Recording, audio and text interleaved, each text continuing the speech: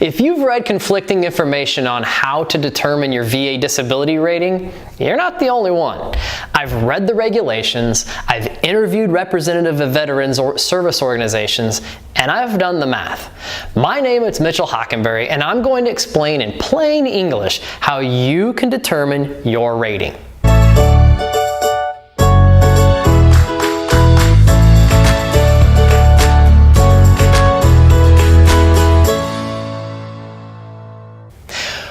When you are still on active duty and trying to do some planning for your financial future post-military, it can be daunting. I mean, I hear it all the time. I hear, I'll probably get X percentage from the VA.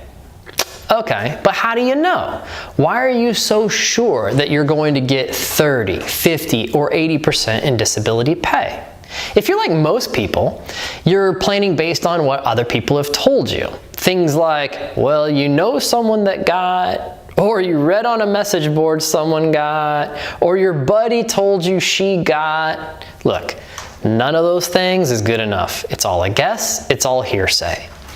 I want to help you to narrow down your percentage to a very good, reasonable, and rational number. That way you can plan it out. Now, from the onset, you're going to have to make some assumptions. I'll get into the details on the assumptions soon, but right now you need to understand you're not going to watch this video or any other video and know with 100% accuracy your number. At least the majority of you out there won't. Because there are assumptions, we are left with best guesses, but let's at least have educated guesses. The first thing you need to know is there is a document out there that lists all the medical problems that are rated by the VA. You need to learn about this document and begin to read and understand the contents. It's called the Code of Federal Regulations. Specifically, it is Title 38 of the Code of Federal Regulations, and I want you to focus on Book C, as in Charlie. By the way, we shorten it to 38 CFR Book C. This is the schedule for rating disabilities.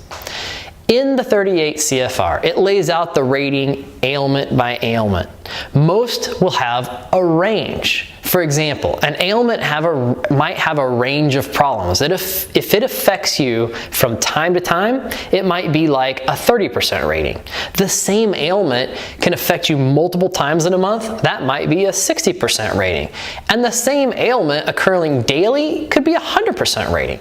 You need to go ailment by ailment and make a conservative guess of the severity. Write that down. If you aren't sure, choosing the lowest rating that makes the most sense is rational. Once you have done this for all of your medical issues, it's time to do some math. Okay, here's where nearly everyone goes wrong. Don't just add them up. You will be wrong if you do. Most think all they need to do is add up the ratings up and whatever that number is the disability rating. Wrong. The correct method is to rank order them from highest to lowest. Next, you start out as 100% able. Take the first of the ailments and subtract it from 100. The resulting number is how much you take the next percentage from. You're going to continue this line all the way down until you've accounted for all of them.